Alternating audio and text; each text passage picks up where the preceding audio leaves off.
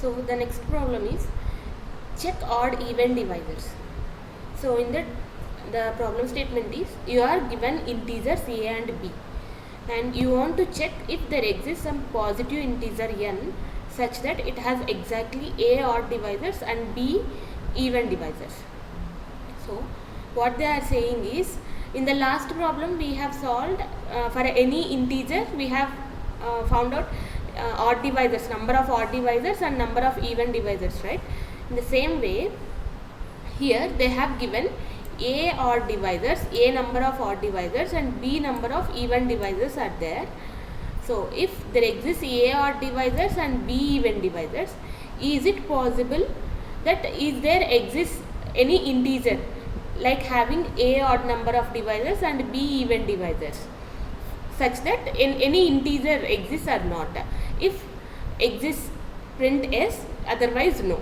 This is the problem statement. See, for example, 2 has one odd divisor and one even divisor, right? So 2 exists. So like that 2 exists, right? We need to print yes. In the same way, 8. So 8 has one odd divisor and 3 even divisors. So 8 exists, n exists, right? So such that we need to print yes. So otherwise, if that n does not exist, we need to print no. So the input format, the first line of input will contain a single integer t denoting the number of test cases. So here also in the same problem, like the second problem, we need to test for different test cases and we need to repeat the while loop. And the first and only line of input contains two integers a and b. A indicates odd number of divisors and b indicates even number of divisors. This is the input format. Output format. So output format, if there exists any such integer consisting of a odd divisors and b even divisors, we need to print yes, otherwise no. This is the output format. The constraints are test cases will be from 1 to between 1 and 10 power 4, and a and b will also be 0 and 10 power 9, in between 0 and 10 power 9. So see here, let's explain this sample input. There are 5 test cases, okay. 1 and 0. So for 1 and 0, they have taken the output as yes. So let's explain this.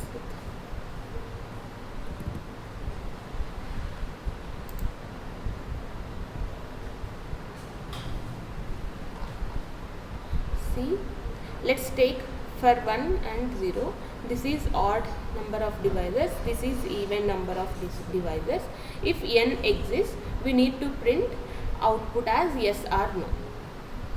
So for 1, so 1 into 1, so 1 is odd divisor, right?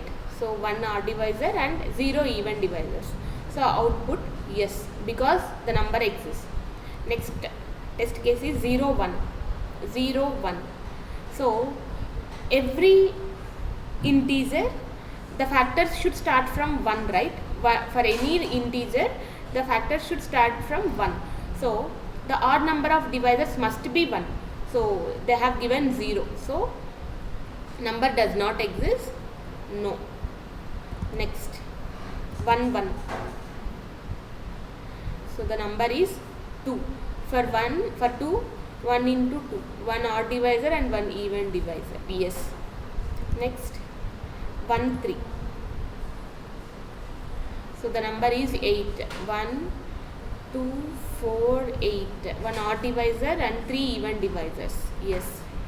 And 3 2. So for this we need to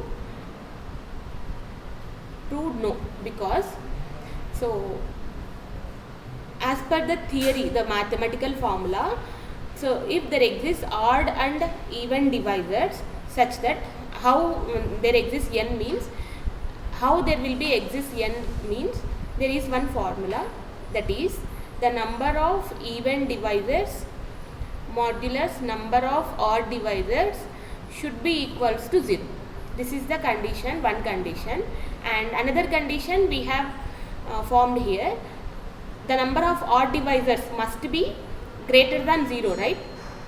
Greater than 0, because one, at least one odd divisor should be there. This is one condition, and number of odd divisors must be greater than or equals to 1. These are the two conditions should satisfy that, such that n exists. So let's see for all the test cases, even number of divisors modulus odd number of divisors. 0 modulus 1 leads to 0, and 1 modulus 0, this give undefined, and 1 modulus 1, modulus operator you know, right? Remainder gives us 0. 3 modulus 1, remainder gives us 0, and 2 modulus 3, this results as 2, so this is not 0, so they don't exist n, so the answer is no. So let's write the code for this.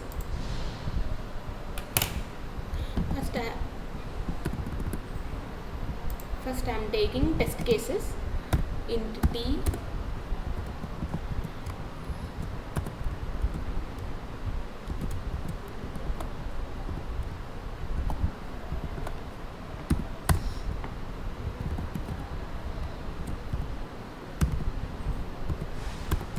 we need to repeat this till all the test cases become 0. So what are the inputs we need to read? A and B. Int a comma b, where a is odd number of divisors, b is even number of divisors.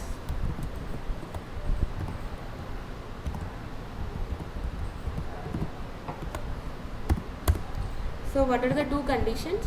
If odd number of divisors a greater than or equals to 1 and b modulus a equals to 0, if both these conditions are true, then we can say number exists and we can print yes.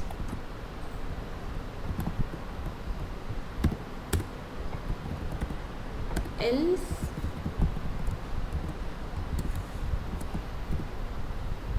we can print no. That's it.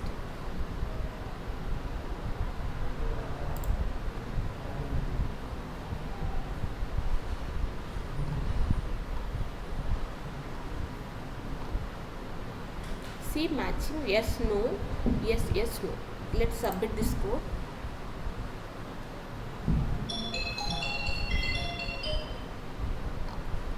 So correct answer, score 100%. So this is the problem.